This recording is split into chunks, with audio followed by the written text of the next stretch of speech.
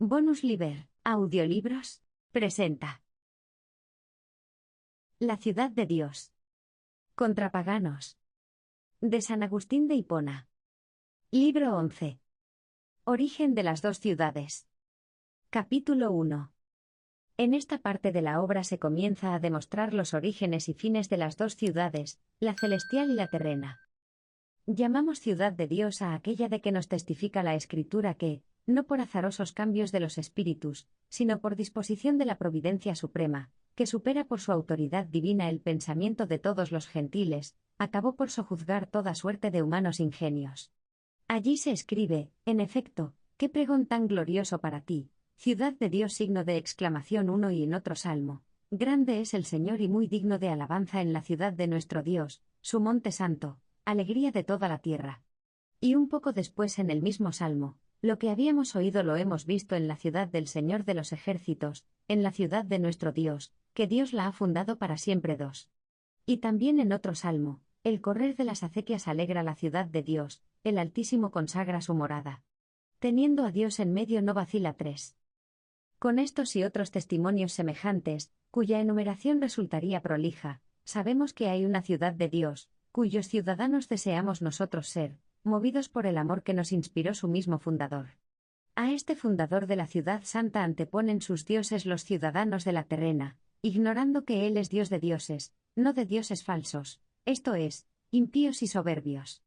Privados estos de la luz inmutable y común a todos, y reducidos por ello a un poder oscuro, persiguen su crédito particular, solicitando de sus engañados súbditos honores divinos. Él, al contrario, es Dios de los dioses piadosos y santos, que hallan sus complacencias en estar sometidos a uno solo, más que en tener a muchos sometidos a sí, y en adorar a Dios más que en ser adorados como dioses. En los 10 libros precedentes, con la ayuda de nuestro Rey y Señor, hemos dado la respuesta, en lo posible, a los enemigos de esta santa ciudad. Al presente, reconociendo qué se espera de mí, y recordando mi compromiso, con la confianza siempre en el auxilio del mismo Rey y Señor nuestro, voy a tratar de exponer el origen, desarrollo y fines de estas dos ciudades, la terrena y la celestial, que tan íntimamente relacionadas, y en cierto modo mezcladas, ya dijimos que se hallaban en este mundo. Y ante todo diré cómo los comienzos de estas dos ciudades tuvieron un precedente en la diversidad de los ángeles. Capítulo 2. Conocimiento de Dios a que no llega ningún hombre sino por el mediador de Dios. Y los hombres, el hombre Cristo Jesús. Empresa grande y muy rara librarse, por el poder de sola la mente, de toda criatura corpórea e incorpórea, considerándola y viéndola mudable, empresa ardua llegar a la sustancia inmutable de Dios, aprendiendo allí por su luz que toda criatura que no sea Él no tiene otro autor que Él. Dios, en efecto, no le habla al hombre mediante una criatura corporal, resonando en sus oídos corporales y haciendo vibrar los espacios aéreos entre el que habla y el que escucha, ni tampoco habla por criatura espiritual alguna parecida a las imágenes de los cuerpos, como es el sueño, o de otro modo parecido. Habla, sí, como a los oídos del cuerpo, porque habla como a través del cuerpo, y como usando de un intervalo de lugares corporales. Son muy semejantes estas visiones a los cuerpos, pero, en realidad, habla con la misma verdad si hay alguien capaz de oír con la mente, no con el cuerpo. Habla de este modo a la parte más elevada del hombre, superior a todos los elementos de que consta el hombre, y cuya bondad solo supera a Dios. Con toda razón comprende el hombre, o lo cree al menos si no lo llega a comprender, que ha sido hecho a imagen de Dios. Síguese que está más cerca de Dios, que le es tan superior por aquella parte suya que domina a sus partes inferiores, y que le son comunes con los animales. Pero como la mente, dotada por naturaleza de razón e inteligencia, se ha debilitado con ciertos vicios tenebrosos e inveterados, necesitaba primero ser penetrada y purificada por la fe, no solo para unirse a la luz inmutable con gozo, sino también para soportarla, hasta que, renovada y curada de día en día, se hiciera capaz de tamaña felicidad. Para caminar con más confianza en esa fe hacia la verdad, el Hijo, Dios de Dios, tomando al hombre sin anular a Dios, fundó y estableció esa misma fe a fin de que el hombre tuviera camino hacia el Dios del hombre mediante el hombre Dios. Pues este es el mediador de Dios y de los hombres, el hombre Cristo Jesús, mediador por ser hombre, y por esto también camino. De este modo, si entre quien se dirige y el lugar a que se dirige hay un camino existe la esperanza de llegar, y si faltase o se desconociese por dónde había de ir, ¿de qué sirve conocer a dónde hay que ir? Hay un solo camino que excluye todo error, que sea uno mismo Dios y hombre, a donde se camina, Dios, y por donde se camina, el hombre. Capítulo 3. Autoridad de la Escritura canónica, obra del Espíritu Santo. Dios, hablando por los profetas primero, luego por sí mismo, y después por los apóstoles, es el autor de la Escritura llamada canónica, que posee la autoridad más eminente. En ella tenemos nosotros la fe sobre las cosas que no debemos ignorar, y que nosotros mismos no seríamos capaces de conocer. Cierto que somos testigos de nuestra posibilidad de conocer lo que está al alcance de nuestros sentidos interiores y exteriores, que por eso llamamos presentes a esas realidades, ya que decimos están ante los sentidos, como está ante los ojos lo que está al alcance de los mismos. En cambio, sobre lo que está lejos de nuestros sentidos, como no podemos conocerlo por nuestro testimonio, buscamos otros testigos y les damos crédito, porque creemos que no está o no ha estado alejado de sus sentidos. Por consiguiente, como sobre las cosas visibles que no hemos visto creemos a los que las han visto, y lo mismo de las demás cosas que se refieren a cada uno de los sentidos del cuerpo, así sobre las cosas que se perciben por el ánimo y la mente, con tanta razón se llama sentido, pues de ahí viene el vocablo sentencia, es decir, sobre las cosas invisibles que están alejadas de nuestro sentido interior, nos es indispensable creer a los que las han conocido dispuestas en aquella luz incorpórea o las contemplan en su existencia actual. Capítulo 4. Creación del mundo, ni es temporal ni ha sido establecido según un plan nuevo de Dios. Como si hubiera querido luego lo que antes no quiso. 1. De todas las cosas visibles, la más grande es el mundo, de todas las invisibles, lo es Dios. Pero la existencia del mundo la conocemos, la de Dios la creemos. Sobre la creación del mundo por Dios, en nadie creemos con más seguridad que en el mismo Dios. ¿Y dónde le hemos oído? En parte alguna mejor que en las Sagradas Escrituras, donde dijo un profeta, al principio creó Dios el cielo y la tierra. 4. ¿Estuvo allí este profeta cuando Dios creó el cielo y la tierra? No, pero estuvo allí la sabiduría de Dios, por la cual se hicieron todas las cosas, que se transmite también a las almas santas, haciéndolas amigos y profetas de Dios. 5, y mostrándoles sin estrépito sus obras interiormente. También les hablan a estos santos los ángeles de Dios, que ven de continuo el rostro del Padre. 6, y comunican su voluntad a los que es preciso. Uno de los cuales era el citado profeta, que dijo y escribió, al principio creó Dios el cielo y la tierra. Y esta la autoridad que como testigo tiene para que creamos en Dios, que por el mismo Espíritu de Dios, quien por revelación le dio a conocer estas cosas, predijo con tanto tiempo de antelación la fe que nosotros le habíamos de prestar. 2. ¿Y por qué le plugo al Dios eterno crear entonces el cielo y la tierra, que no había creado antes? Si los que preguntan esto pretenden que el mundo es eterno, sin ningún principio, y, por tanto, no parece haya sido hecho por Dios, están muy alejados de la verdad y deliran, aquejados de mortal enfermedad. De hecho, aparte de los anuncios proféticos, el mismo mundo, con sus cambios y movilidad tan ordenada, y con la esplendente hermosura de todas las cosas visibles, proclama, en cierto modo, silenciosamente que Él ha sido creado, y que sólo lo ha podido ser por un Dios inefable e invisiblemente grande, inefable e invisiblemente hermoso. Hay otros que confiesan haber sido hecho por Dios, pero no admiten que tenga principio de tiempo, sino de su creación, de suerte que ha sido hecho de continuo en un modo apenas inteligible. Parece con ello que quieren librar a Dios de cierta fortuita temeridad. No se vaya a creer que le vino de pronto a la mente lo que antes nunca se le había ocurrido, hacer el mundo, y así tuvo una nueva voluntad, no siendo él en absoluto mudable. No veo cómo mantendrán este razonamiento en las otras cosas y, sobre todo, en el alma, que si pretendieran ser coeternas con Dios, no podrían explicar en modo alguno de dónde le vino la nueva miseria, que no tuvo antes en la eternidad. Si replicasen que su miseria y su felicidad se han sucedido alternativamente siempre, tendrán que afirmar esta alternativa también para siempre, de donde se seguiría el absurdo de que aun en los momentos en que se dice feliz, en esos mismos no puede serlo si prevé su miseria y torpeza futura. Y si no prevé siquiera que ha de ser torpe y miserable, sino que se juzga siempre feliz, sería feliz con una opinión falsa, sería el colmo de la necedad. Podrían replicar ciertamente que en los siglos infinitos anteriores había alternado la miseria del alma con la felicidad, pero que al presente, liberada ya de lo demás, no puede tornar a la miseria.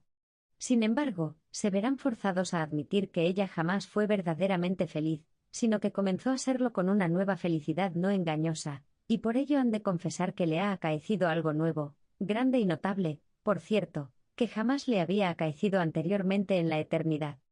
Si niegan que Dios ha tenido en su eterno designio la causa de esta novedad, tienen que negar a la vez que Él es el autor de la felicidad, y esto huele a impiedad nefanda.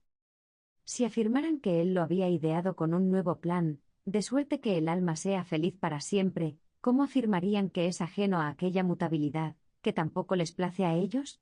Pero si confiesan que, creada en el tiempo para no perecer ya en el futuro, tiene, como el número, su principio, pero no tiene fin, y por ello, habiendo conocido una vez las desgracias y liberada de ellas, no volverá ya a ser desgraciada, si dicen esto, es indudable que no se compagina ello con la inmutabilidad del plan de Dios. Crean, pues, que el mundo ha podido ser hecho en el tiempo, sin que haya Dios cambiado su designio eterno y su voluntad. Capítulo 5. No se pueden admitir infinitos espacios de tiempos ni de lugares antes del mundo. Los que admiten con nosotros que Dios es creador del mundo y, sin embargo, nos preguntan sobre el tiempo del mundo, tendrán que agenciárselas para responder sobre el lugar del mundo. Pues lo mismo que se pregunta por qué fue hecho entonces y no antes, se puede preguntar por qué fue hecho aquí donde está y no en otro lugar. Si se imaginan infinitos espacios de tiempos antes del mundo, en los cuales les parece no pudo estar Dios sin hacer nada, pueden imaginarse también fuera del mundo infinitos espacios de lugares, y si en ellos dice alguien que no pudo estar ocioso el Omnipotente, ¿no se verán forzados a soñar con Epicuro infinitos mundos? Con la diferencia, sin embargo, de que éste afirma que tales mundos se producen, y se deshacen por movimientos fortuitos de los átomos, y ellos tienen que afirmar que han sido obra de Dios si no quieren que esté ocioso por una interminable inmensidad de lugares que existen fuera del mundo por todas partes, y que esos mismos mundos no pueden deshacerse por causa alguna, según piensan también de este mundo nuestro. Al presente discutimos con los que admiten con nosotros un Dios incorpóreo, y creador de todas las naturalezas distintas de Él. Sobre los demás, resulta demasiado indigno admitirlos a este debate sobre la religión. Máxime cuando algunos de su escuela piensan se debe rendir culto a muchos dioses, y han superado a los restantes filósofos por su nobleza y autoridad, precisamente porque, aunque muy alejados, se encuentran más cercanos a la verdad que los restantes. Respecto a la sustancia de Dios, que ni incluyen en un lugar ni la delimitan a Él, ni la dejan fuera de Él, sino que, como es digno pensar de Dios, la confiesan toda entera con su presencia incorpórea en todas partes, se atreverán a decir que esa sustancia está ausente de tantos espacios de lugares fuera del mundo, y ocupa un solo lugar y tan pequeño como es el de este mundo en comparación con aquella felicidad. No creo vayan a llegar a tan impertinentes discursos. Por consiguiente, al afirmar que un mundo de ingente mole corpórea, aunque finito y limitado a un solo lugar, ha sido hecho por Dios, como acerca de los infinitos lugares fuera del mundo responden que Dios no obra en ellos, contéstense también a sí mismos acerca de los infinitos tiempos antes del mundo, ¿por qué no obra Dios en ellos? No se puede admitir que Dios ha establecido el mundo al azar y no con un plan divino, ni en otro lugar sino en el que está, ni teniendo este un mérito más notable para ser elegido entre tantos igualmente infinitos y existentes por todas partes, aunque ninguna razón humana pueda comprender el motivo divino por que se hizo. Como tampoco se puede admitir que a Dios le haya ocurrido por azar algo para crear el mundo en aquel tiempo mejor que en otro, habiendo pasado igualmente los tiempos anteriores por un espacio infinito anterior, y no habiendo existido diferencia alguna para preferir un tiempo a otro. Si dicen que son vanos los pensamientos de los hombres al fingir lugares infinitos, no habiendo más lugares que el mundo, se les responderá que de la misma manera opinan vanamente los hombres sobre los tiempos pasados del ocio de Dios, puesto que no hubo tiempo alguno antes del mundo. Capítulo 6. Uno solo es el principio de la creación del mundo y de los tiempos. Y no es el uno anterior al otro. Si es recta la distinción de la eternidad y del tiempo, ya que el tiempo no existe sin alguna mutabilidad sucesiva, y en la eternidad no hay mutación alguna, ¿quién no ve que no habría existido el tiempo si no fuera formada la criatura, que sufriera algún cambio, algún movimiento? Ese cambio y movimiento ceden su lugar y se suceden, no pudiendo existir a la vez, y en intervalos más breves o prolongados de espacio dan origen al tiempo. Siendo, pues, Dios, en cuya eternidad no hay cambio en absoluto, creador y ordenador de los tiempos, no puedo entender cómo se dice que ha creado el mundo después de los espacios de los tiempos, a no ser que se pretenda que antes del mundo ya había alguna criatura, cuyos movimientos hayan determinado los tiempos. Si además las sagradas letras, sumamente veraces, de tal suerte afirman que al principio creó Dios el cielo y la tierra 7, que nada existía antes, puesto que se diría que había hecho antes de hacer lo que hizo, sin duda no fue hecho el mundo en el tiempo, sino con el tiempo. Lo que efectivamente se hace en el tiempo se hace después de algún tiempo y antes de otro, después de lo que es pasado y antes de lo que es futuro, y no podía haber nada pasado, puesto que no había criatura alguna por cuyos movimientos mudables se realizase el tiempo. El mundo, en efecto, se hizo con el tiempo, si en su creación tuvo lugar el movimiento mudable, como parece tuvo lugar aquel orden de los 6 o 7 primeros días, en que se citaba la mañana y la tarde, hasta que se concluyó en el sexto todo lo que hizo Dios en estos días, poniéndose de relieve con un gran misterio en el séptimo el descanso de Dios. ¿De qué días se trata? Muy difíciles, por no decir imposible, para nosotros el imaginárnoslo, cuánto más expresarlo. Capítulo 7. ¿Cómo fueron los primeros días, que, según la narración, tuvieron mañana y tarde antes de ser creado el sol? Está claro que los días que conocemos no tienen tarde, si no es con relación a la puesta del sol, ni mañana, si no es con relación a su salida, y, en cambio, aquellos 3 primeros días tuvieron lugar sin el sol, que se dice fue creado el día cuarto. Primeramente se cuenta que la luz fue hecha por la palabra de Dios, y que Dios hizo una separación entre ella y las tinieblas, llamando día a la misma luz y tinieblas a la noche 8. Pero qué sea aquella luz y con qué movimiento alternativo dio origen a la tarde, y a la mañana es inaccesible a nuestros sentidos y no podemos entender cómo es, teniendo que creerlo sin vacilación alguna. O es una luz corpórea, ya esté en las partes más altas del mundo, lejos de nuestros sentidos, ya en el lugar de donde luego tomó su luz el sol, o por el nombre de luz se ha significado la ciudad santa, en los santos ángeles y espíritus bienaventurados, de la cual dice el apóstol, la Jerusalén de arriba es libre y esa es nuestra Madre 9, pues dice en otro lugar, todos vivís en la luz y en pleno día. No pertenecemos a la noche ni a las tinieblas 10. Claro, si podemos entender de alguna manera la tarde y la mañana de este día. La ciencia de la criatura, en efecto, comparada con la ciencia del Creador, viene a ser como la tarde, y a su vez comienza como a amanecer, a ser mañana, cuando se refiere a la alabanza y al amor del Creador, y no llega a la noche, si no se deja al Creador por el amor de la criatura. Finalmente, la Escritura, al contar aquellos días por su orden, en ninguna parte interpuso el vocablo noche, ya que no dijo en lugar alguno, fue hecha la noche, sino pasó una tarde, pasó una mañana, el día primero 11. Y así el día segundo, y los demás. El conocimiento de la criatura en sí es más desvaído, por decirlo así, que cuando se la conoce en la sabiduría de Dios, como en el arte en que ha sido hecha. Por eso se puede llamar más bien tarde que noche, y aún así, como dije, cuando se refiere a la alabanza y al amor del Creador, pasa más bien a ser mañana. Cuando se realiza esto en el conocimiento de sí misma tiene lugar el día primero, si lo realiza en el conocimiento del firmamento, es el día segundo, en el conocimiento de la tierra, y el mar y de todos los seres que engendran, que se continúan por las raíces de la tierra, el día tercero, en el conocimiento de las lumbreras mayor y menor y de los astros, el día cuarto, en el de los animales que nadan en las aguas y vuelan, el día quinto, y en el de los animales terrestres y del mismo hombre, el día sexto.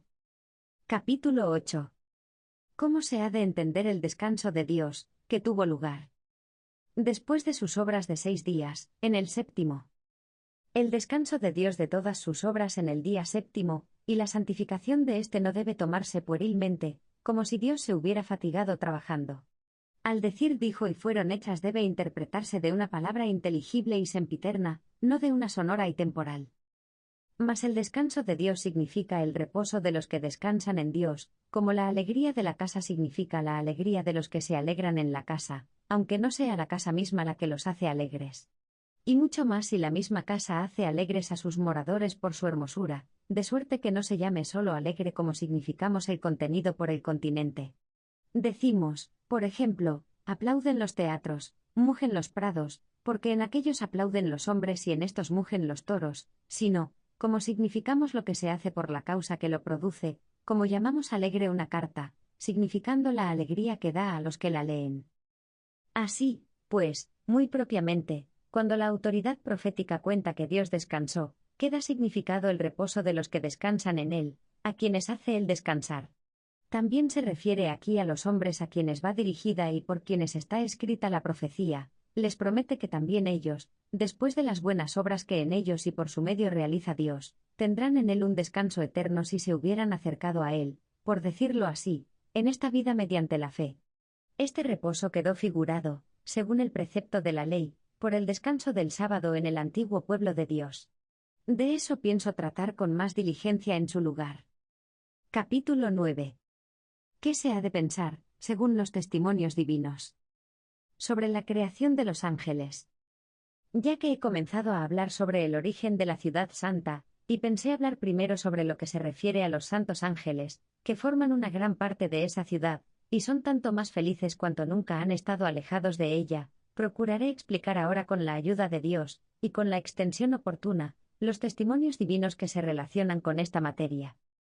Al hablar las sagradas letras de la creación del mundo, no mencionan claramente si los ángeles fueron creados y en qué orden, pero si no fueron pasados en silencio, quedaron significados o por el nombre del cielo donde se dice, al principio creó Dios el cielo y la tierra 12, o más bien por el nombre de la luz de que vengo hablando. No pienso hayan sido pasados en silencio por lo que se escribió sobre el descanso de Dios de todas sus obras en el séptimo día, ya que el mismo libro comienza así, al principio creó Dios el cielo y la tierra, como si pareciera que antes del cielo y de la tierra no había hecho nada. Comencemos por el cielo y la tierra. Era invisible y desordenada, según la expresión de la Escritura, la misma tierra que hizo primeramente, sin haber creado aún la luz. Las tinieblas se hallaban sobre el abismo, es decir, sobre cierta indistinta confusión de la tierra y el agua, donde no hay luz, tiene que haber tinieblas. Después fueron creadas y organizadas todas las cosas que se describen acabadas durante los 6 días. ¿Cómo iban a ser pasados en silencio los ángeles, como si no estuviesen entre las obras de Dios, de las que descansó al séptimo día? Ahora bien, que los ángeles son obra de Dios, aunque aquí ciertamente no se haya pasado por alto, sin embargo, no está evidentemente expreso, pero lo atestigua en otra parte con voz clarísima la Escritura Santa. Pues en el himno de los 3 hombres en el horno, después de decir, criaturas todas del Señor, bendecid al Señor, en el recuento de las mismas obras se nombra también a los ángeles 13. Y en el Salmo se canta, alabad al Señor en el cielo, alabad al Señor en lo alto. Alabadlo todos los ángeles, alabadlo todos sus ejércitos. Alabadlo, sol y luna, alabadlo, estrellas lucientes. Alabadlo, espacios celestes, y aguas que cuelgan en el cielo, alaben el nombre del Señor. Porque Él lo mandó y existieron 14.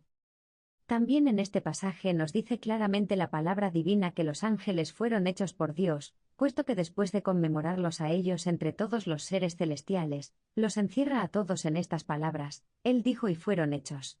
¿Quién, pues, osará sostener que los ángeles fueron creados después de todas estas cosas enumeradas en los 6 días? Si alguien llega a esa aberración, queda refutada tan vana presunción por la autoridad de la misma Escritura, donde dice Dios, cuando fueron hechos los astros, me alabaron mis ángeles a grandes voces 15. Por consiguiente, existían ya los ángeles cuando fueron creados los astros, y estos fueron hechos en el día 4. Diremos, pues, que ellos fueron hechos el día 3. En modo alguno, pues bien claro está lo que se hizo ese día, fue separada la tierra de las aguas, y recibieron estos 2 elementos sus propias especies, y produjo la tierra cuanto en ella tiene su raíz. ¿Sería acaso en el día 2? Tampoco, en él fue hecho el firmamento, entre las aguas superiores y las inferiores, y recibió el nombre de cielo, en este firmamento fueron hechos los astros el día 4. Por tanto, si los ángeles pertenecen a las obras de Dios de estos días, son ellos, ni más ni menos, la luz que recibió el nombre de día, cuya unidad quiso recomendársenos al no llamar día primero a aquel, sino un día. Y no es otro el día segundo, ni el tercero, ni los demás, es el mismo día uno repetido para completar el número senario o septenario, y esto atendiendo a un conocimiento senario o septenario, el senario relativo a las obras que hizo Dios, y el septenario, al descanso de Dios. En efecto, al decir Dios, que exista la luz, y la luz existió, si en esta luz se entiende rectamente la creación de los ángeles, bien claro es que fueron hechos príncipes de la luz eterna, que es la misma inmutable sabiduría de Dios, por la cual fueron hechas todas las cosas, y a quien llamamos Hijo unigénito de Dios.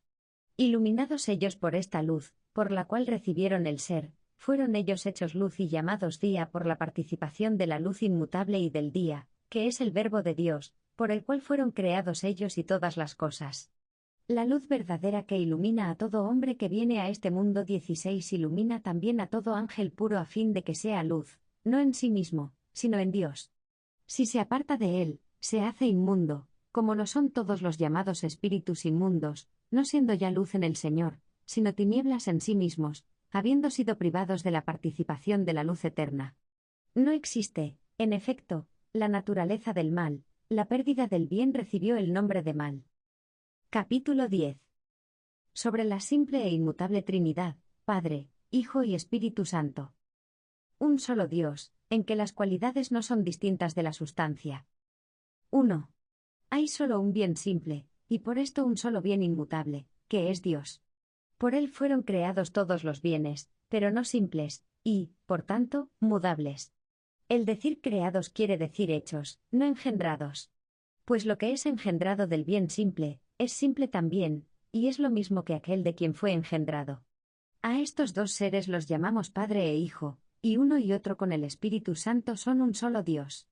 Este Espíritu del Padre y del Hijo recibe en las sagradas letras el nombre de Espíritu Santo con un valor propio de este nombre. Es distinto del Padre y del Hijo, porque no es ni el Padre ni el Hijo.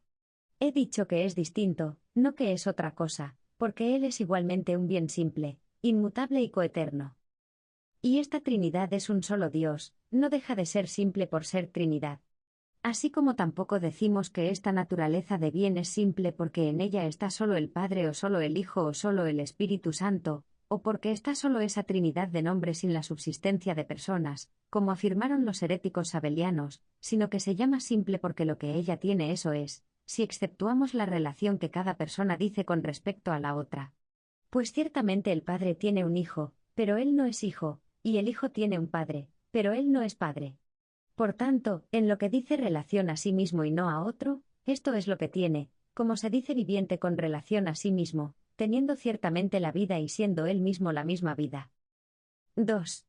Por eso se llama simple a una naturaleza que no tenga algo que pueda perder o que sea cosa distinta el que tiene de lo que tiene, como el vaso contiene un licor o el cuerpo tiene color, o el aire luz o calor, o el alma sabiduría.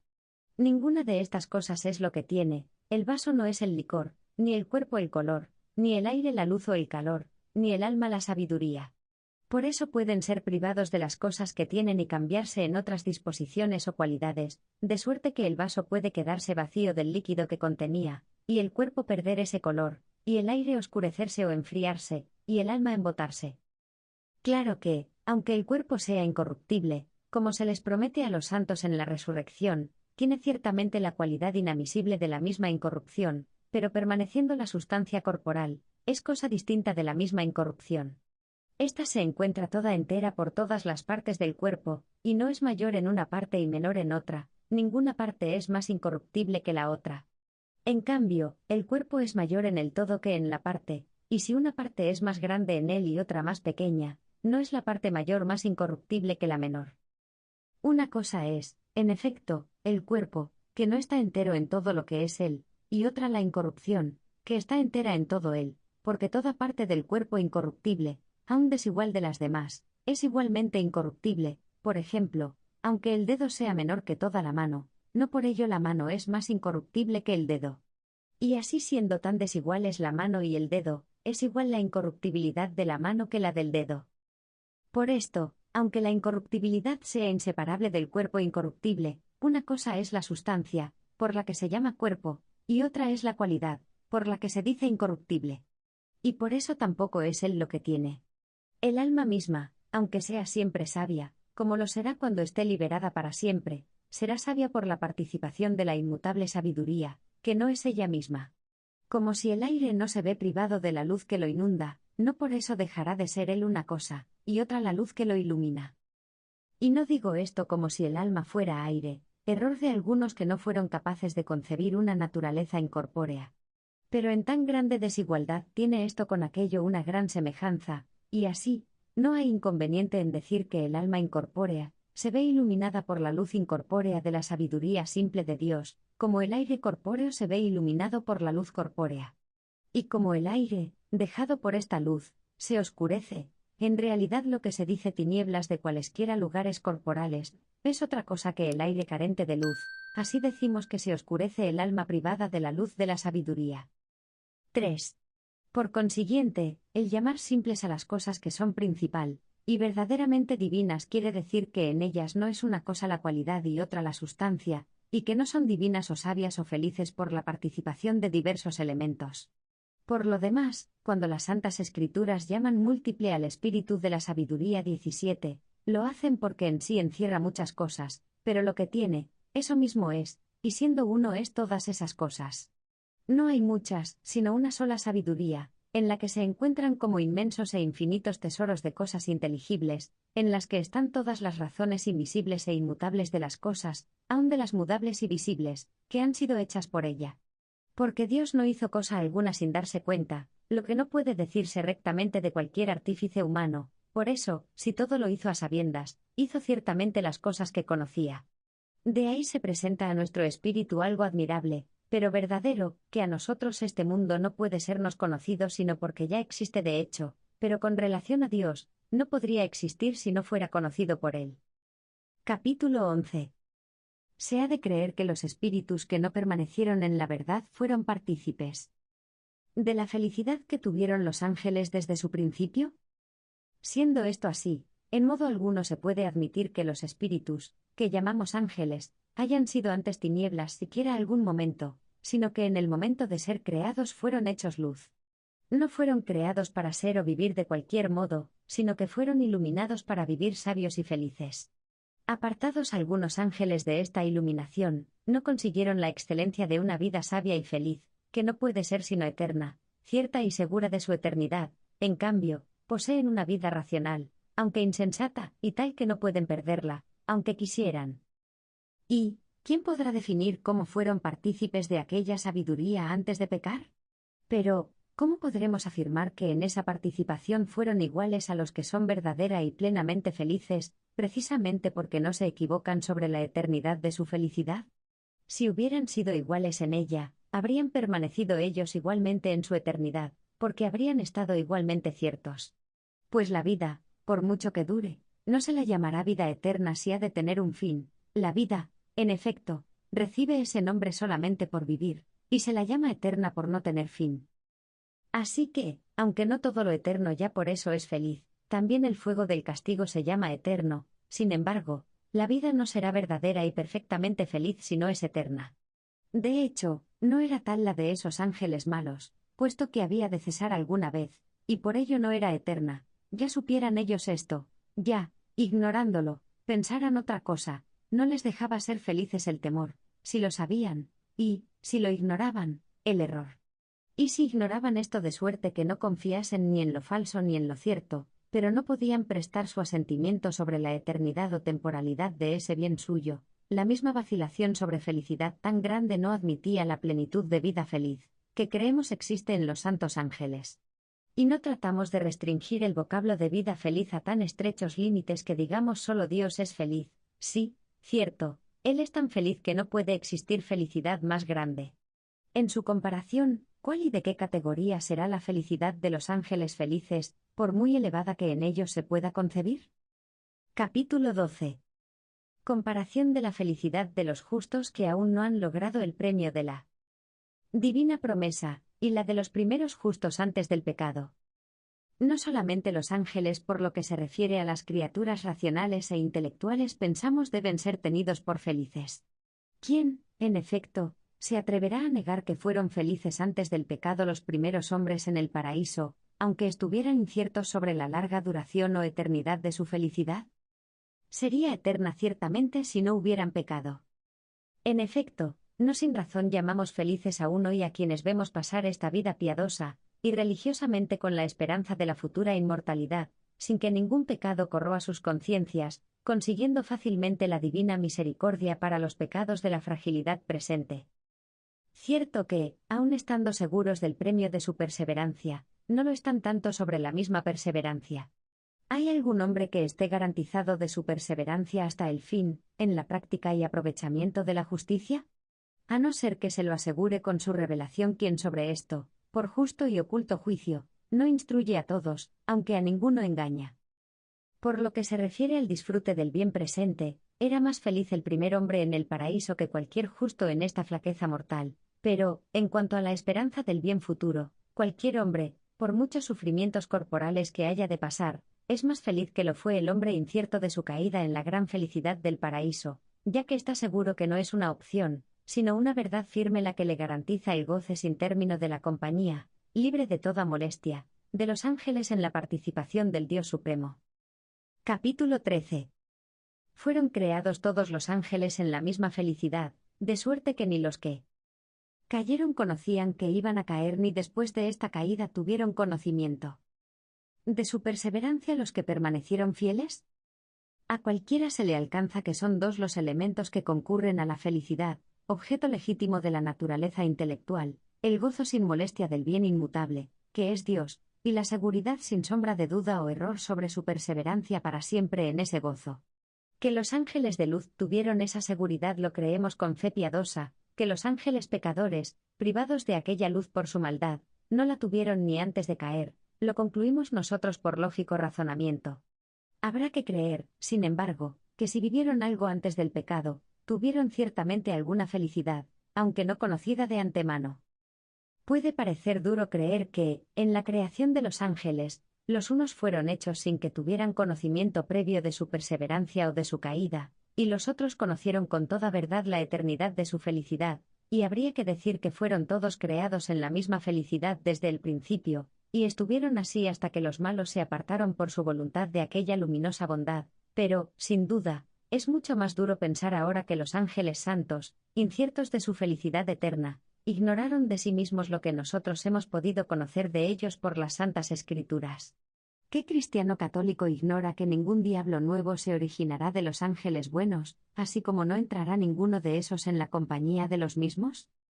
La verdad, efectivamente, promete en el Evangelio a los santos, y fieles que serán iguales a los ángeles de Dios 18, como se les promete también que irán a la vida eterna 19. Y si nosotros estamos ciertos que no hemos de caer de aquella inmortal felicidad si ellos no están ciertos, claramente se ve que no somos iguales, sino que los aventajamos. Pero como la verdad jamás engaña, y hemos de ser iguales a ellos, síguese que ellos están ciertos de su felicidad eterna. De esta no estuvieron seguros los otros, pues no era eterna su felicidad, había de tener fin para que pudieran estar ciertos de ella, por ello no resta sino que o no fueron iguales o, si fueron iguales, después de la caída de esos les sobrevino a aquellos una ciencia cierta de su felicidad sempiterna. A no ser que replique alguno que el dicho del Señor en el Evangelio, él fue un asesino desde el principio y no se mantuvo en la verdad 20, debe ser entendido en el sentido de que no solo fue asesino desde el principio, esto es, desde el principio del género humano, desde que fue creado el hombre, a quien podía matar con el engaño, sino también que desde el principio de su creación no estuvo en la verdad, y por eso no fue nunca feliz con los santos ángeles, rehusando ser súbdito del Creador. Y así, alegrándose por su soberbia del poder privado, se hace falso y engañoso por esto, ya que nunca se ve libre del poder del Omnipotente, y no queriendo mantener por una piadosa sujeción lo que verdaderamente es, aspira por una soberbia elevación a simular lo que no es. De suerte que se entiende en este sentido lo que dice el apóstol San Juan, desde el principio el diablo ha sido pecador 21, esto es, desde que fue creado rehusó la justicia, que no puede tener sino la voluntad piadosa y sometida a Dios. Quien está de acuerdo con esta sentencia no comulga con los herejes, maniqueos o cualquier otra peste que opine como ellos, como si el diablo tuviera su propia naturaleza del mal, que procede de un cierto principio contrario. Tal vanidad les ha descarriado el juicio y, manteniendo la autoridad de estas palabras con nosotros, no quieren fijarse en que el Señor no dijo estuvo ajeno a la verdad, sino no se mantuvo en la verdad. Quiso indicar ahí su caída de la verdad. Si hubiera permanecido en ella, hecho partícipe de la misma, permanecería feliz con los santos ángeles. Capítulo 14. ¿En qué sentido se dijo del diablo que no había permanecido en la verdad? Porque la verdad no está en él. Nos suministró el Señor un indicio como respondiendo a la pregunta de por qué no permaneció en la verdad al decir, porque en él no existe la verdad. Y estaría en él si hubiera permanecido en ella. Sin embargo, empleó una expresión poco usada, pues dice, no permaneció en la verdad, porque en él no existe la verdad 22, como si la causa de no haber permanecido en la verdad sea el no haber estado en él la verdad, cuando, en realidad, la causa de que no exista en él la verdad sea el no haberse mantenido en la misma. Esta expresión se encuentra también en el Salmo, yo te invoco porque tú me respondes, Dios mío 23, donde parece debía decirse, me escuchaste, Dios mío, porque te invoqué. Pero al decir, yo te invoco, como si se le preguntase por qué invoca, manifiesta el sentido de su grito por el efecto de haberle escuchado Dios, como si dijera, la prueba de mi grito es que tú me has escuchado. Capítulo 15. ¿Cómo se ha de entender lo que dice la Escritura? El diablo peca desde el principio. Tampoco aquello que dice San Juan del demonio, desde el principio peca 24, lo entienden bien los herejes, pues si es cosa natural, de ningún modo es pecado. Pues, ¿cómo se responderá a los testimonios de los profetas o a lo que dice Isaías, designando al diablo bajo la persona del príncipe de Babilonia, cómo cayó Lucifer, que nacía resplandeciente en el alba signo de interrogación 25 o a lo que asegura Ezequiel, estuviste en los deleites del paraíso de Dios, adornado de todas las piedras preciosas signo de interrogación 26 lo cual hace entender que estuvo algún tiempo sin pecado, pues más expresamente lo dice poco después, anduviste en tus días sin pecado. Si de otro modo más conveniente se interpretan estas palabras, es necesario asegurar lo que dice, no se mantuvo en la verdad, entendiendo que si estuvo en la verdad no perseveró en ella. Y las palabras peca desde el principio no significan desde el principio de la creación, sino desde el principio del pecado, porque de su soberbia le vino el comienzo del caer. Y lo que dice Job, hablando del demonio, este es el principio de la obra que hizo el Señor para que se mofasen de él sus ángeles 27, lo cual concuerda con lo que leemos en el Salmo, este dragón que formaste para que se burlen de él 28, no se debe entender de manera que Dios lo creó desde el principio para mofa de sus ángeles, sino que, después que pecó, le ordenó Dios para esta pena. Su principio, pues, es ser hechura del Señor, porque ninguna naturaleza hay aún entre las más extremas y bajas sabandijas del mundo que no la haya hecho aquel de quien procede todo modo, toda forma, todo orden, sin los cuales no se puede hallar ninguna cosa, cuanto menos una criatura como la angélica, que en dignidad de naturaleza aventaja a todas las demás criaturas que hizo Dios. Capítulo 16. Grados y diferencias de las criaturas, tan diferentemente juzgadas. Por la utilidad que reportan y por el orden de la razón. En todos los seres que, de cualquier categoría, no son lo que es Dios, su creador, se anteponen los vivientes a los no vivientes, lo mismo los que poseen la propiedad de engendrar o de apetecer a los que carecen de estos impulsos. Y entre los vivientes se anteponen los dotados de sensibilidad a los que no la tienen, como los animales a los árboles, entre los que tienen sensibilidad se prefieren los dotados de inteligencia a los que de ella carecen, como los hombres a los brutos, y dentro de los que tienen inteligencia, se anteponen los inmortales a los mortales, como los ángeles a los hombres. Todas estas preferencias se refieren al orden de la naturaleza, pero existen otras muchas suertes de apreciación según la utilidad de cada uno. Así sucede que anteponemos algunos seres que carecen de sentido a otros que lo tienen, de tal suerte que, si estuviera en nuestras manos, los borraríamos de la naturaleza, ya por ignorar el lugar que en la misma tienen, ya, aun conociéndolo, por subordinarlos a nuestros intereses. ¿Quién no prefiere tener en su casa pan a tener ratones, dinero a tener pulgas?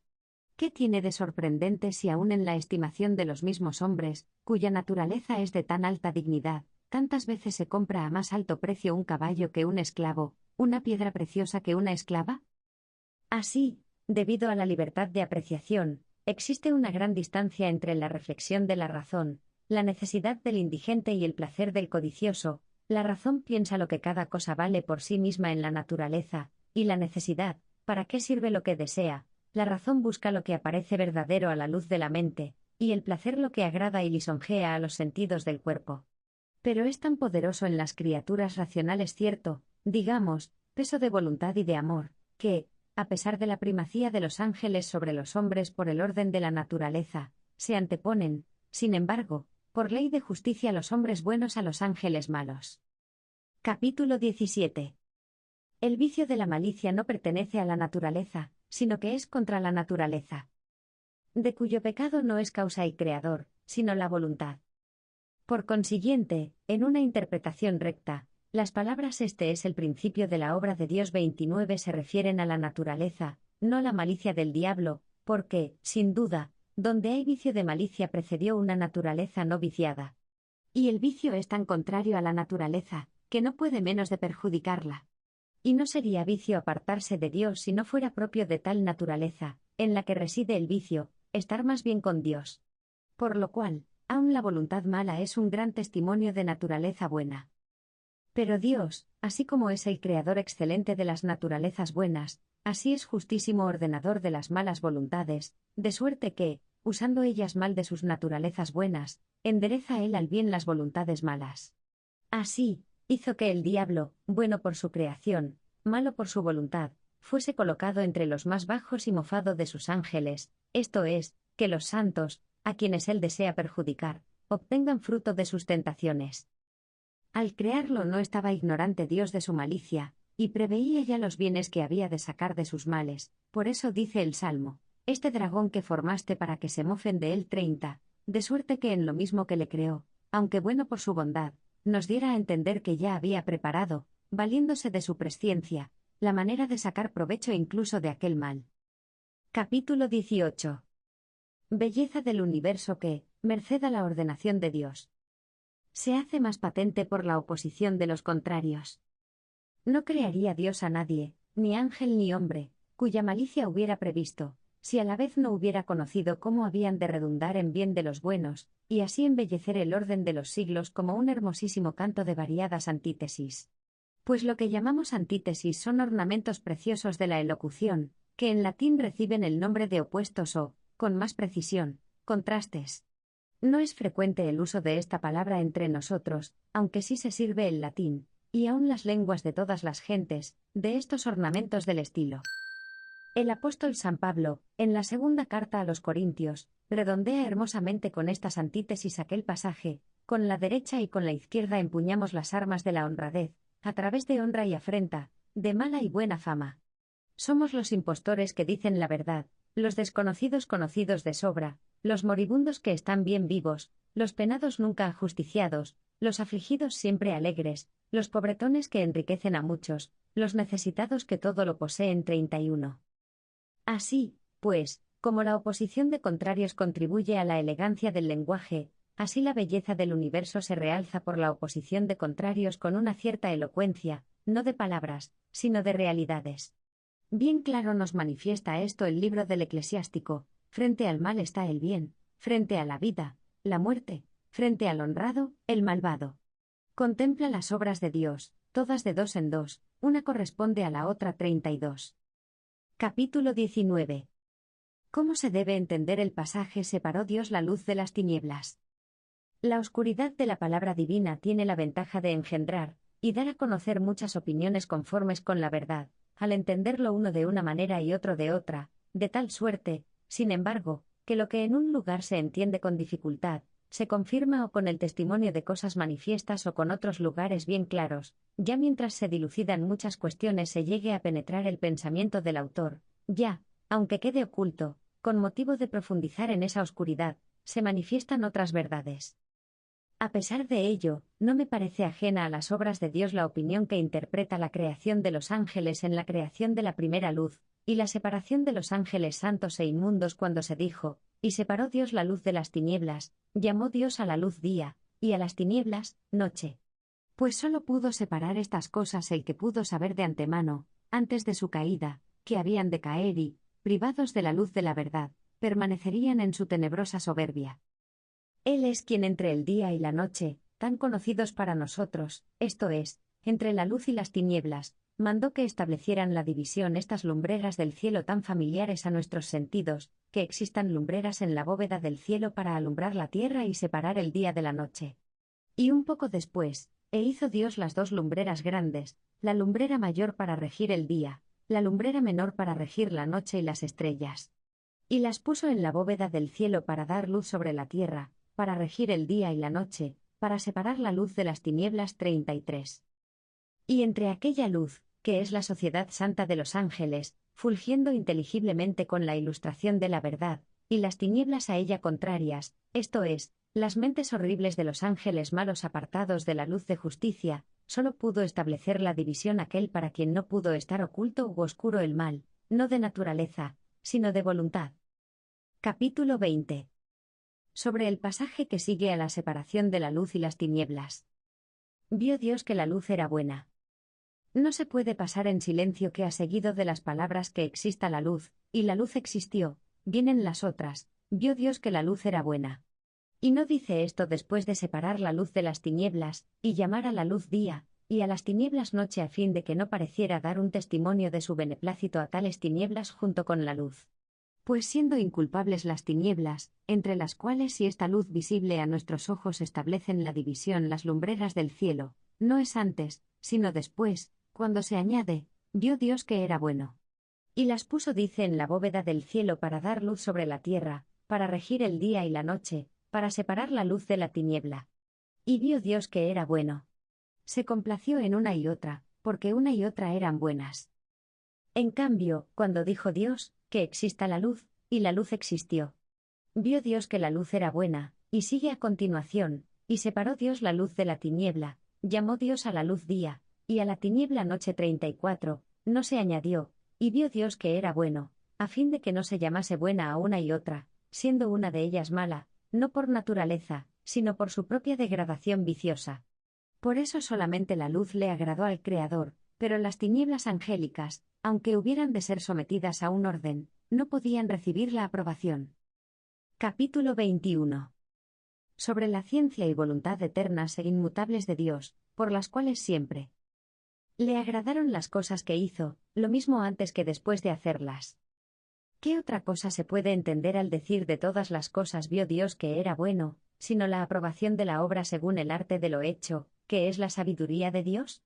Lejos de Dios no haber conocido que era bueno hasta que lo hizo, al contrario, no se haría nada si le hubiera sido desconocido. Al ver, pues, que era bueno lo que no hubiera sido hecho si no lo hubiera visto antes de ser hecho, no aprende que es bueno, sino que lo enseña. Aun Platón no tuvo escrúpulo en afirmar que Dios se sintió transportado de gozo cuando terminó la obra del mundo. No andaba tan descaminado que pensara que Dios era más feliz con la novedad de su obra, sino que quiso manifestar que al artífice le plugo ya hecho lo que le había agradado factible en su designio, y no precisamente porque cambie en absoluto la ciencia de Dios, y obren en ella de distinta manera las cosas que no existen aún, las que llegan a existir o las que existieron. Pues no mira él como nosotros a lo futuro, o ve el presente, o vuelve la vista al pasado, sino de un modo bien diverso de nuestros hábitos mentales. Él ve sin cambiar el pensamiento de una a otra cosa, lo ve inmutablemente, de suerte que todo lo que sucede temporalmente, lo futuro que no es aún, lo presente que existe, lo pasado que ya no es, él lo abarca todo con presencia estable y sempiterna, y no de una manera con los ojos y de otra con la mente, pues no consta de alma y cuerpo, ni de una manera ahora, de otra antes y de otra después, porque tampoco admite variación, como la nuestra, su ciencia de los tiempos, el presente, el pasado y el futuro, ya que en él no hay cambio ni oscurecimiento momentáneo. 35. Tampoco su atención pasa de un pensamiento a otro pensamiento, pues a su mirada incorpórea está presente a la vez cuanto conoce los tiempos sin noción alguna temporal, como mueve las cosas temporales sin movimiento alguno suyo. Allí vio, en efecto, que era bueno lo que hizo, donde vio que era bueno para hacerlo. Y no por haberlo visto hecho se le duplicó la ciencia o se le aumentó en un ápice, como si hubiera tenido menos ciencia antes de hacer lo que veía. No obraría él con tal perfección a no ser con una ciencia hasta tal punto perfecta, que no podía recibir nada de sus obras. Por consiguiente, para darnos a conocer quién hizo la luz, bastaría decir, Dios hizo la luz. Pero si se tratara de saber no solo quién la hizo, sino por qué medio la hizo, bastaría decir, dijo Dios, que exista la luz. Y la luz existió. Con lo cual conoceríamos no solo que Dios había hecho la luz, sino que la había hecho por el Verbo. Pero como era preciso se nos manifestasen tres cosas dignas de conocimiento sobre la criatura, es decir, quién hizo la luz, de qué medio se valió y por qué la hizo, dijo Dios, que exista la luz. Y la luz existió. Y vio Dios que la luz era buena. Si se pregunta, por tanto, ¿quién la hizo?, hay que responder, Dios. Si por qué medio, dijo, que exista, y existió. Si por qué la hizo, porque era buena. Y no puede haber autor más excelente que Dios, ni arte más eficaz que el Verbo de Dios, ni motivo mejor que la creación del bien por el Dios bueno. También Platón asigna como causa justísima de la creación del mundo y que las obras buenas procedan de Dios bueno, ya haya leído él estas escrituras, ya las haya conocido de quien acaso las leyó, ya haya conocido con su ingenio agudísimo las cosas invisibles de Dios a través de las cosas visibles, o las aprendiera de los que así las habían visto. Capítulo 22. Hay quienes de los seres bien creados por el buen Creador no admiten algunos. Y piensan que hay alguna naturaleza mala. Algunos herejes no han admitido este motivo, es decir, la bondad de Dios en relación con la creación de las cosas buenas, motivo tan justo y apropiado, que, considerado con detención y pensado con religiosidad, resuelve todas las controversias e interrogantes sobre el origen del mundo. Y no lo admiten porque hay muchas cosas, como el fuego, el frío, las bestias feroces y otras por el estilo que, siéndole contrarias, lastiman la pobre y frágil mortalidad de esta carne, aunque procede de un justo castigo. No tienen en cuenta qué bien se encuentran cada uno en su lugar y naturaleza, y en qué hermoso orden están dispuestos, y qué ornamento proporcionalmente aportan cada uno al universo entero, como si se tratara de una sociedad política, y qué comodidad nos suministran a nosotros mismos, si sabemos usar de ellos oportunamente. De tal suerte que aun los mismos venenos, tan perniciosos por su uso indebido, se tornan saludables medicamentos si se aplican debidamente, como, por el contrario, cuanto nos deleita, como el alimento, la bebida y la luz, son perjudiciales usados inmoderadamente y sin control.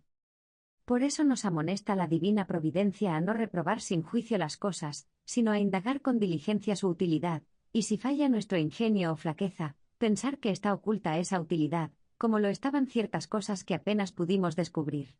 Porque el estar oculta esta utilidad puede redundar en el ejercicio de la humildad o en el quebranto de la soberbia, ya que ninguna naturaleza es un mal, no siendo este nombre sino la privación del bien. Pero desde las cosas terrenas a las celestiales, desde las visibles a las invisibles, hay unas mejores que las otras, y desiguales precisamente, para que puedan existir todas. Pero Dios en tal grado es artífice de las cosas grandes, que no lo es menor en las pequeñas. Y éstas no deben medirse por su tamaño, que es nulo, sino por la sabiduría del artífice, como en el aspecto visible del hombre, si se le raspase una ceja, bien poco se le quita al cuerpo, y tanto se perjudica a la hermosura, ya que ésta no consiste en el tamaño, sino en la semejanza y proporción de los miembros.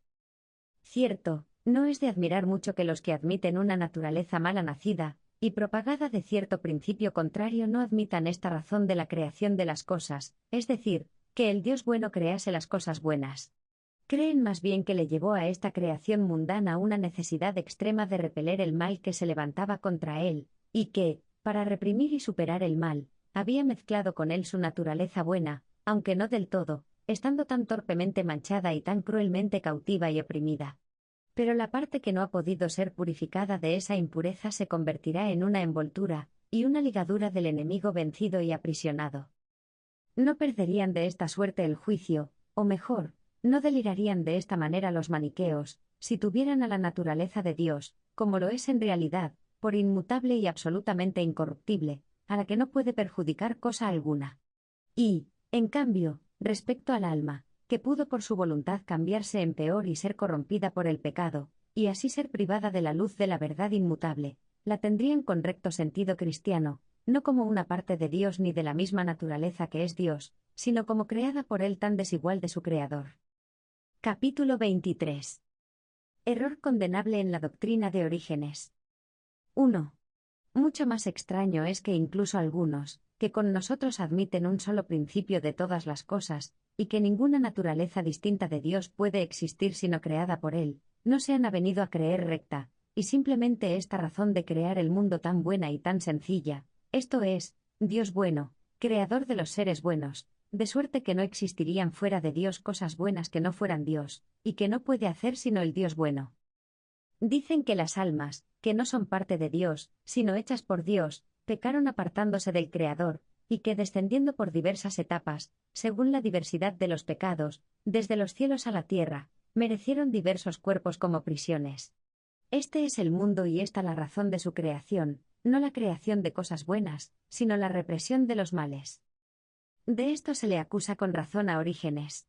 En los libros que él llama, esto es, sobre los principios, así piensa y así escribe. Me maravilla más de lo que se puede decir, que un hombre tan docto y ejercitado en las letras eclesiásticas no parara mientes en primer lugar en cuán contrario es a la idea de tan gran autoridad de esta escritura, que añade después de cada obra, y vio Dios que era bueno, y, terminadas ya todas, concluye, y vio Dios todo lo que había hecho, y era muy bueno. 36. Con ello quiso dar a entender que no había otra razón para crear el mundo sino que un Dios bueno ha hecho las cosas buenas. Si nadie en el mundo hubiera pecado, estaría este lleno y hermoseado solo de naturalezas buenas, pero, ya que tuvo lugar el pecado, no por eso está todo lleno de pecados, así como entre los celestiales un número inmensamente mayor de los buenos conservó el orden de su naturaleza. Ni la voluntad mala, al no querer conservar el orden de su naturaleza, pudo evitar las leyes del justo Dios, que todo lo tiene ordenado convenientemente. Porque lo mismo que un cuadro con un color negro matizado convenientemente es bello, así la totalidad de las cosas, si hay quien pueda contemplarla, incluso con los pecadores se presenta hermosa, aunque considerados estos en sí mismos se vean afeados por su deformidad. 2.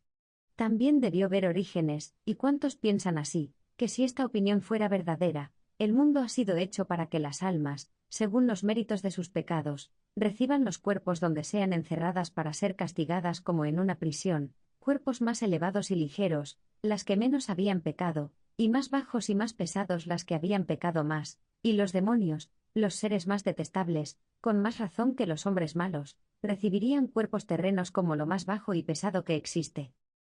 Ahora bien, para que entendiéramos que los merecimientos de las almas no habían de medirse por la cualidad de los cuerpos, el demonio, que es el peor de todos, recibió un cuerpo aéreo, y, en cambio, el hombre, aunque al presente malo, pero de una malicia mucho menor y ligera, y ciertamente antes del pecado, recibió un cuerpo de barro. ¿Se puede decir algo más absurdo que por este sol, único en un solo mundo, no miró el artífice Dios al embellecimiento del mundo, o también a la salud y decoro de los seres corporales, sino que esto tuvo lugar porque un alma sola había pecado de tal suerte que merecía ser encerrada en tal cuerpo? Si hubiera sucedido así, que no una sola, sino dos, y no dos, sino 10 o 100 hubieran cometido el mismo pecado, tendría este mundo 100 soles. El que no haya sucedido así no ha sido una provisión admirable del artífice, para salud y decoro de las cosas temporales, sino más bien la magnitud del pecado de un alma, que mereció tal cuerpo.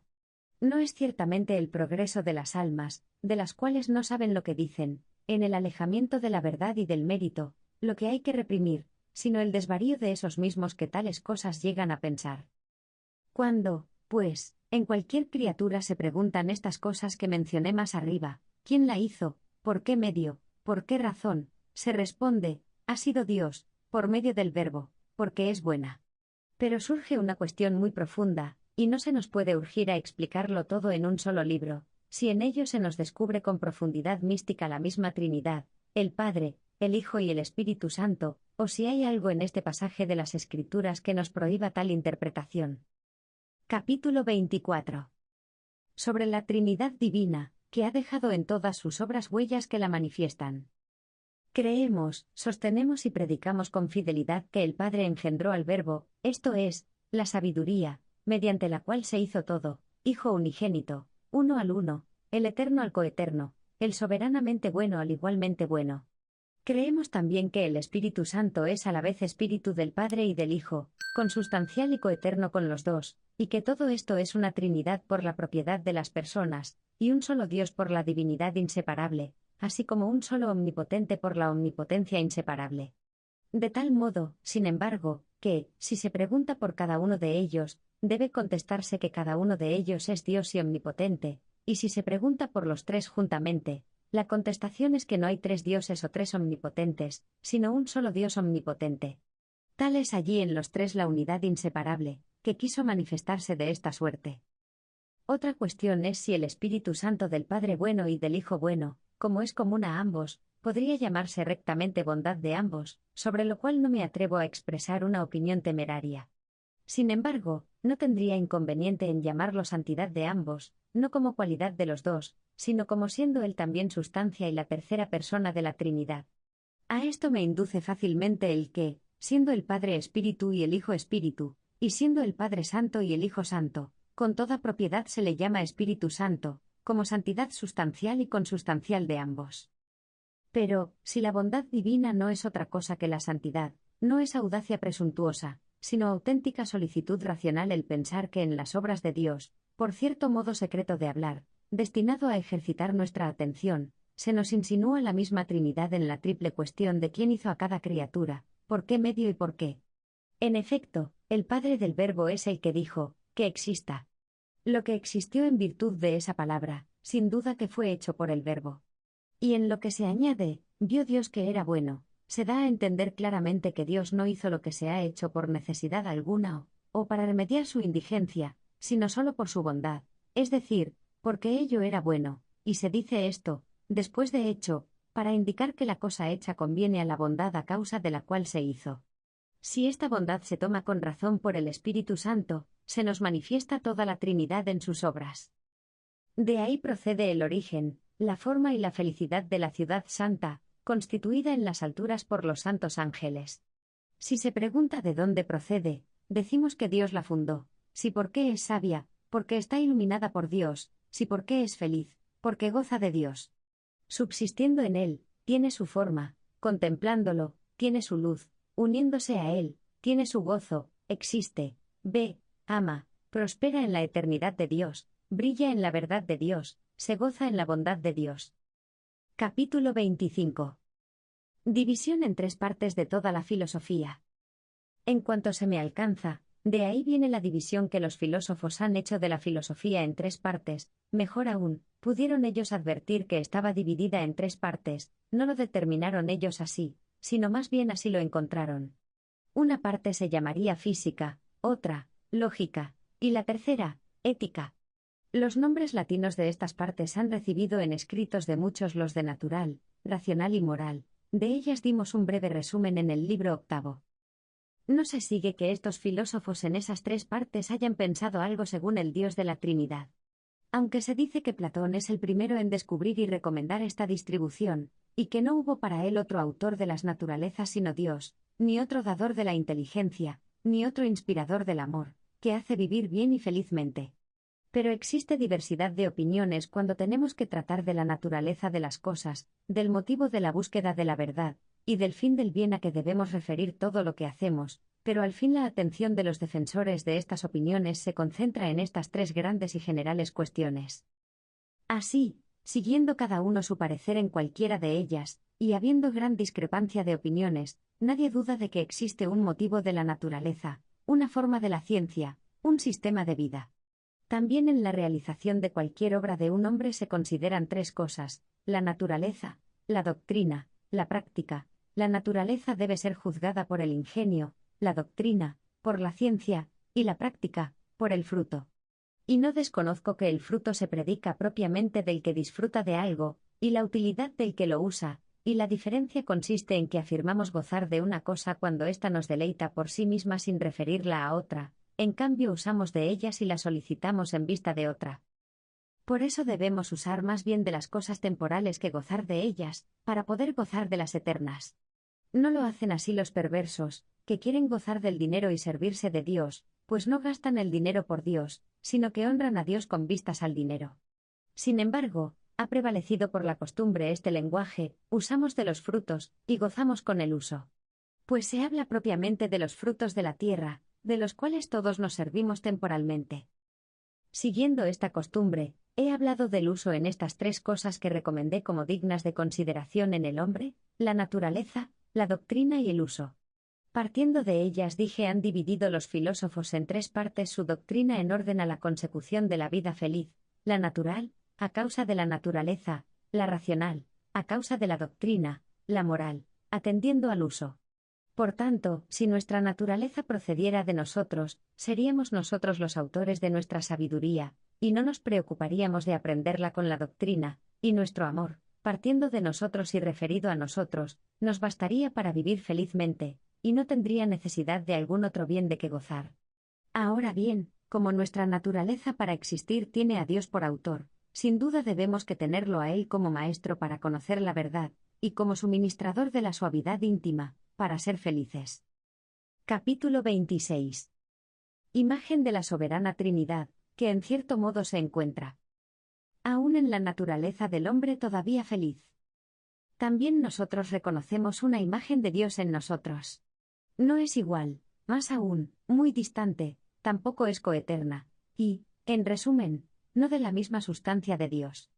A pesar de todo, es tan alta, que nada hay más cercano por naturaleza entre las cosas creadas por Dios, imagen de Dios, esto es, de aquella suprema Trinidad, pero que debe ser aún perfeccionada por la reforma para acercársele en lo posible por la semejanza.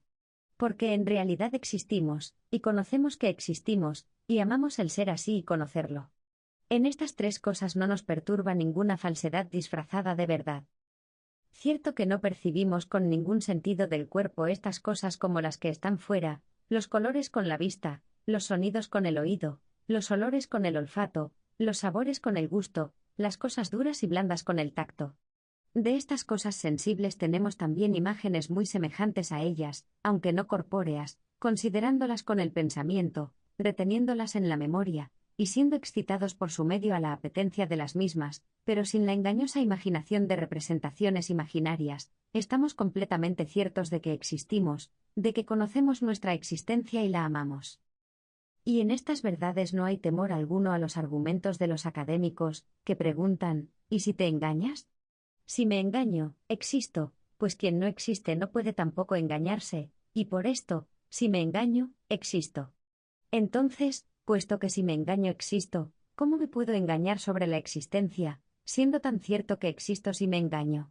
Por consiguiente, ¿cómo sería yo quien se engañase? Aunque se engañase, sin duda en el conocer que me conozco, no me engañaré. Pues conozco que existo, conozco también esto mismo, que me conozco. Y al amar estas dos cosas, añado a las cosas que conozco como tercer elemento el mismo amor, que no es de menor importancia.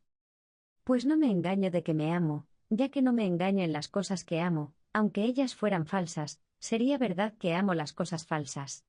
¿Por qué iba a ser justamente reprendido e impedido de amar las cosas falsas, si fuera falso que las amaba? Ahora bien, siendo ellas verdaderas y ciertas, ¿quién puede dudar que el amor de las mismas, al ser amadas, es verdadero y cierto? Tan verdad es que no hay nadie que no quiera existir, como no existe nadie que no quiera ser feliz. ¿Y cómo puede querer ser feliz si no fuera nada? Capítulo 27. Esencia, ciencia y amor de una y otra. 1.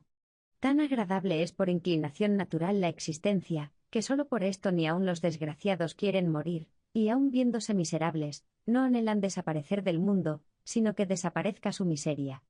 Supongamos que aquellos que se tienen a sí mismos por los más miserables lo son claramente, y son juzgados también como miserables, no solo por los sabios, que los tienen por necios, sino también por los que se juzgan a sí mismos felices, quienes los tienen por pobres e indigentes. Pues bien, si a estos se les ofrece la inmortalidad, en que viviera también la misma miseria, proponiéndoles o permanecer siempre en ella o dejar de vivir, saltarían ciertamente de gozo y preferirían vivir siempre así a dejar definitivamente la existencia.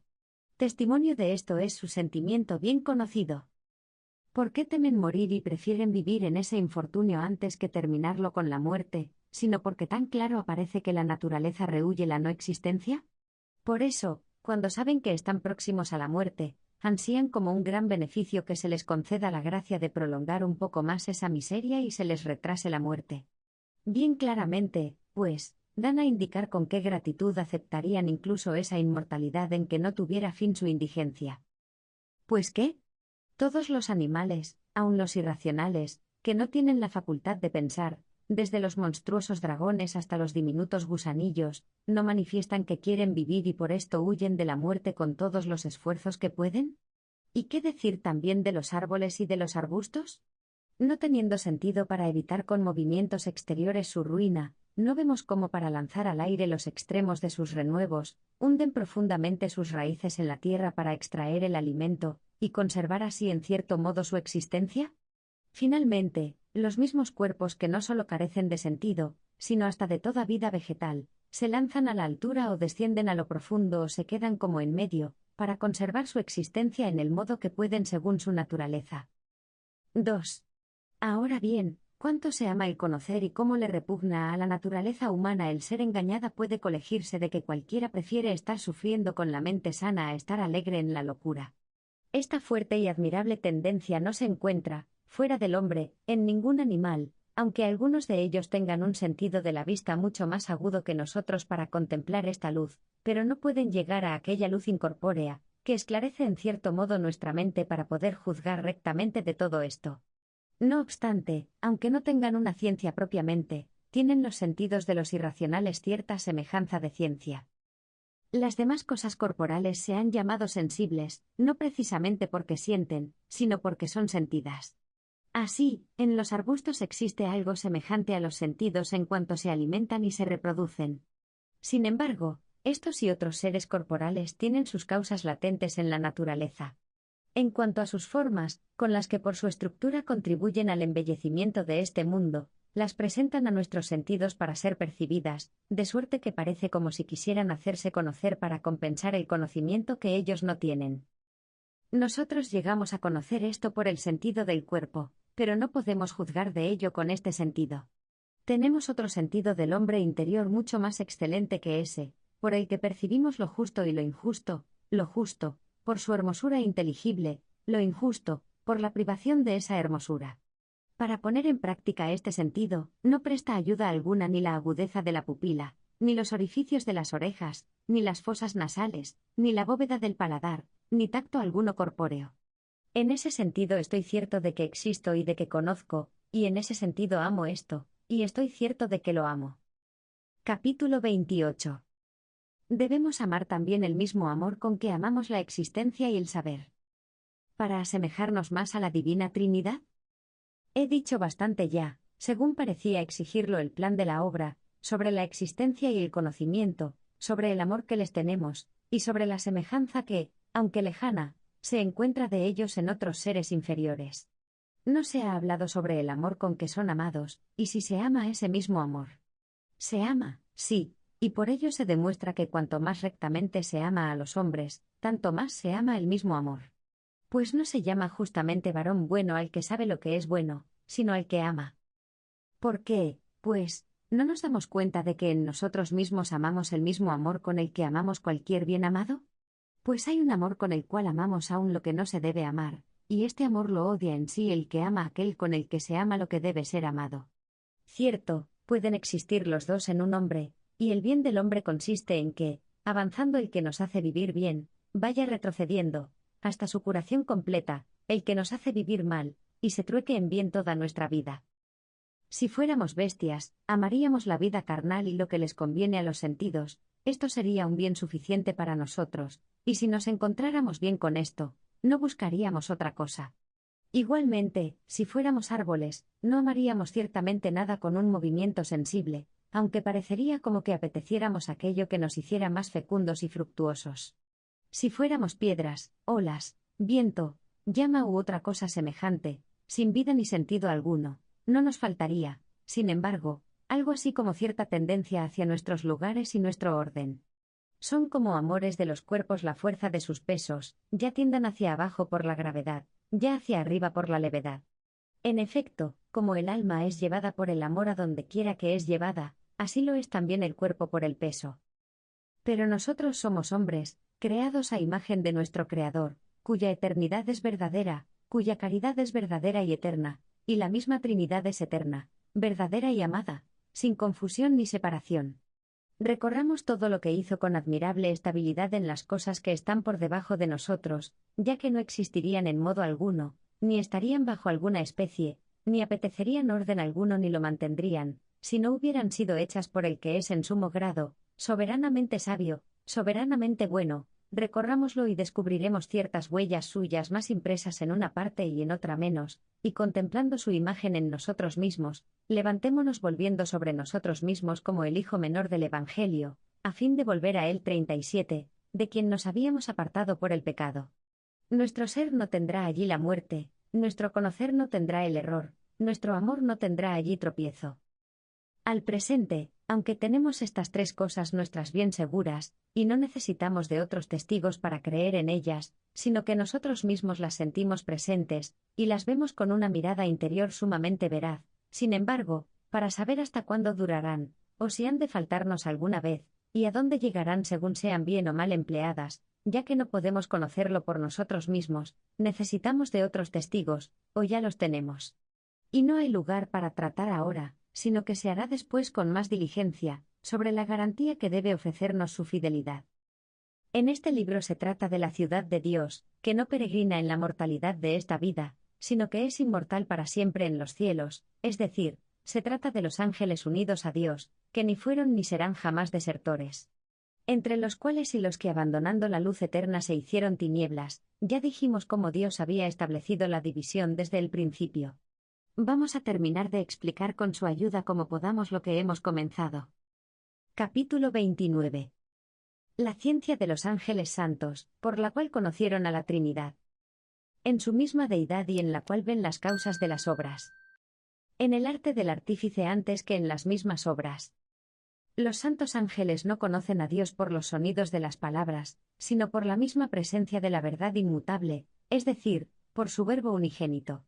Y conocen al mismo Verbo y al Padre y al Espíritu Santo de ambos, y que ellos forman la Trinidad inseparable, y que cada una de las personas en ella es sustancial, y, sin embargo, todas no son tres dioses, sino un solo Dios, y de tal modo lo conocen, que les es más claro a ellos esto que nosotros a nosotros mismos.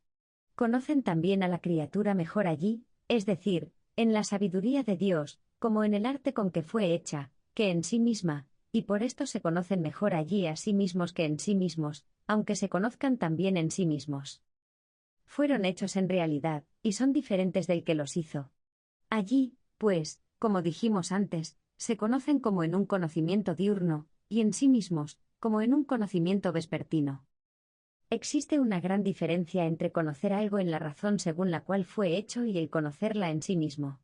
Como es muy diferente el conocimiento de la rectitud de las líneas o la verdad de las figuras, cuando se ve con la inteligencia, que cuando se escriben en el polvo, y es muy diferente la justicia en la verdad inmutable de la justicia en el alma del justo.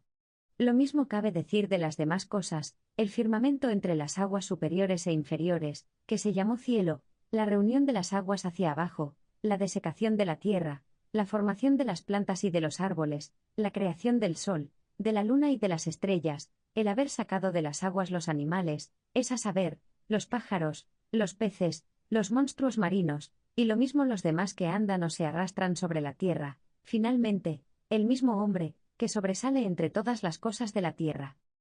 Todos estos seres los conocen los ángeles en el Verbo de Dios, donde tienen sus causas y sus razones, según las que han sido hechas, permanentes e inmutables, y los conocen de diferente manera que en sí mismos, con un conocimiento más claro allí, y aquí más oscuro, como el del arte y el de las obras. Al referirse estas obras a la alabanza y a la veneración del mismo Creador, parece como si surgiera una luz de amanecer en las mentes de los que las contemplan.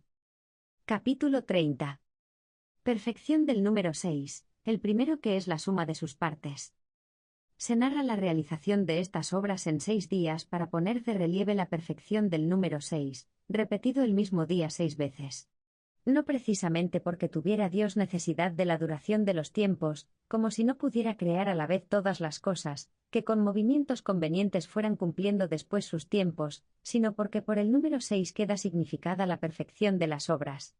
En efecto, el número 6 es el primero que resulta de sus partes, esto es, de la sexta parte, la tercera y la mitad, que son 1, 2 y 3, cuya suma forma el total de 6.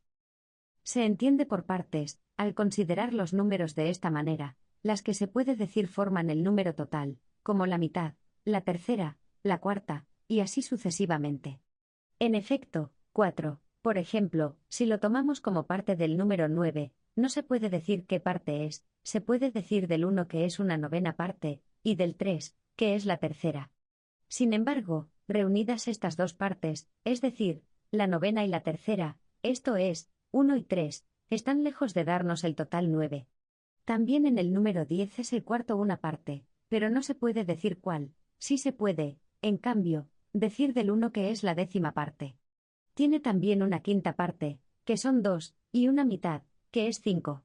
Pero estas tres partes suyas, la décima, la quinta y la media, o sea, 1, más 2, más 5, tomados en total, no hacen 10, dan 8. En cambio, las partes del número 12 en su suma lo sobrepasan, pues que la duodécima parte es 1, la sexta, son 2, la cuarta, 3, la tercera, 4, la mitad, 6. Y así, sumados 1, 2, 3, 4 y 6, no dan 12, sino 16.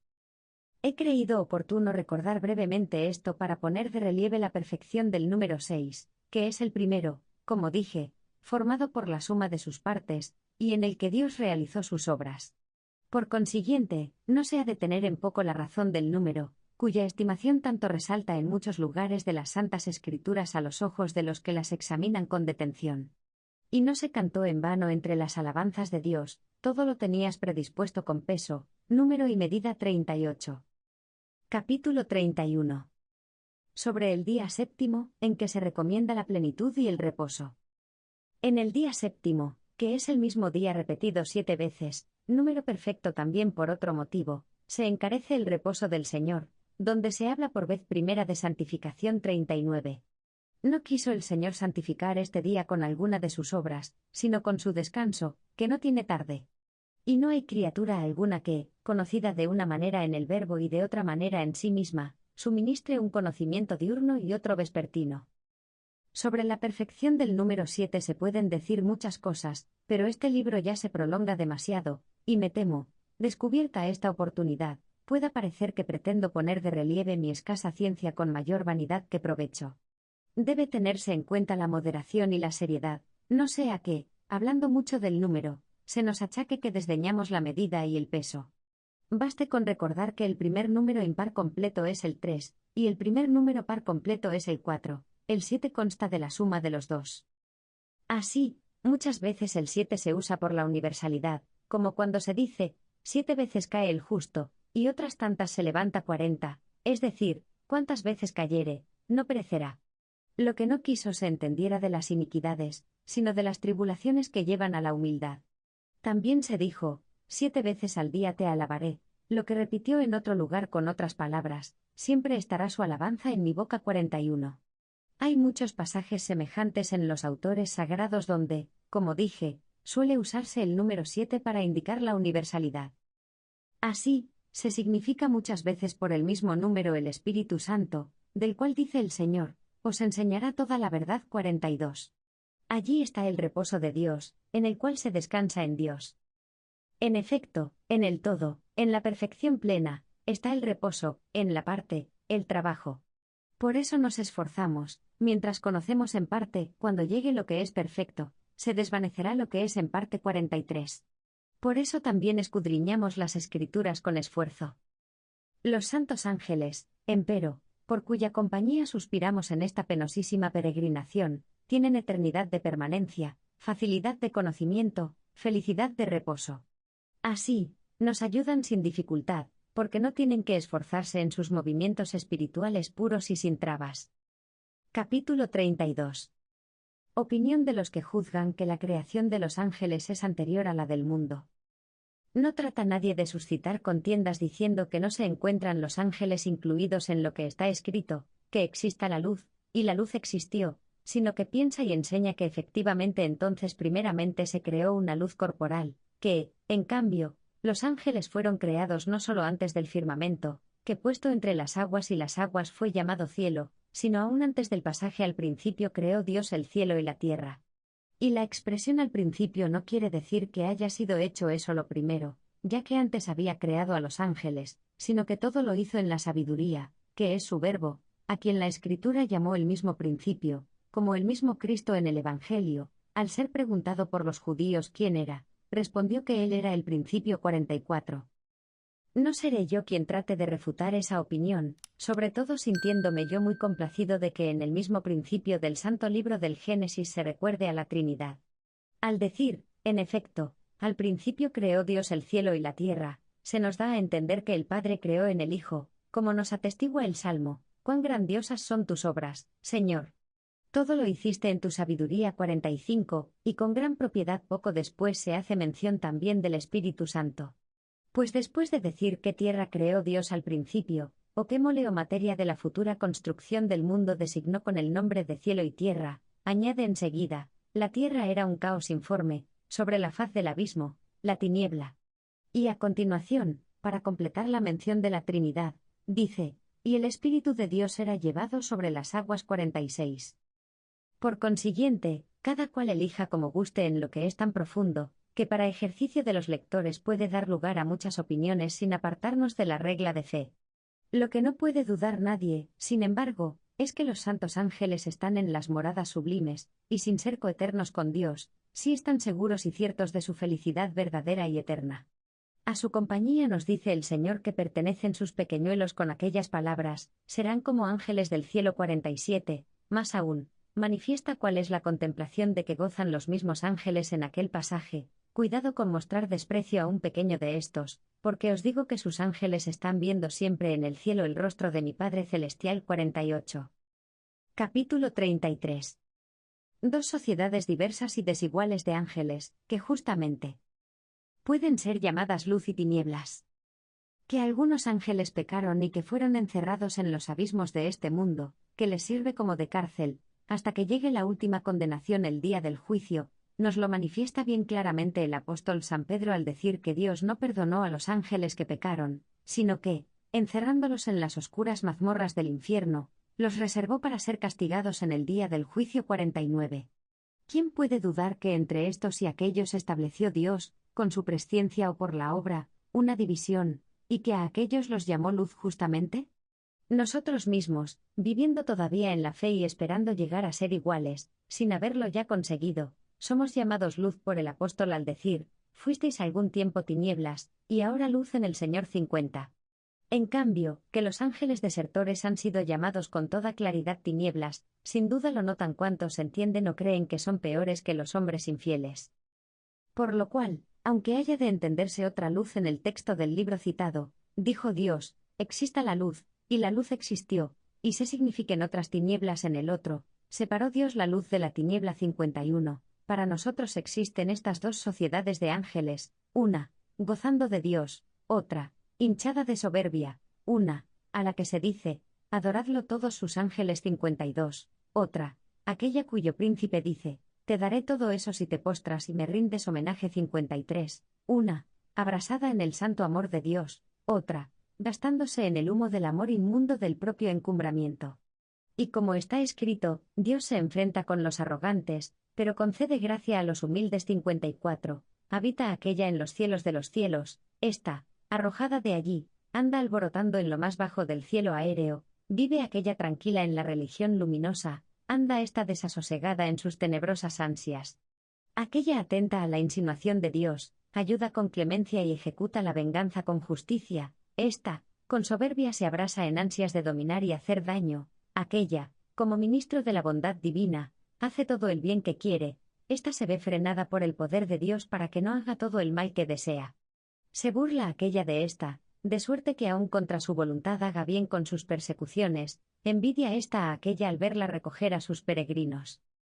A estas dos sociedades de ángeles, pues, tan desiguales y contrarias entre sí, buena una por naturaleza y recta por voluntad, buena también la otra por naturaleza, pero perversa por su voluntad, las vemos significadas también en el Génesis con los nombres de luz y tinieblas. Y aunque el autor en este pasaje pudiera tener otra intención, no creo haya sido inútil la disquisición en torno a la oscuridad de esta sentencia, pues aunque no hayamos llegado a penetrar la intención del autor del libro, no nos hemos apartado de la regla de fe, que les es bien conocida a los fieles a través de otros pasajes de las Santas Escrituras que tienen la misma autoridad.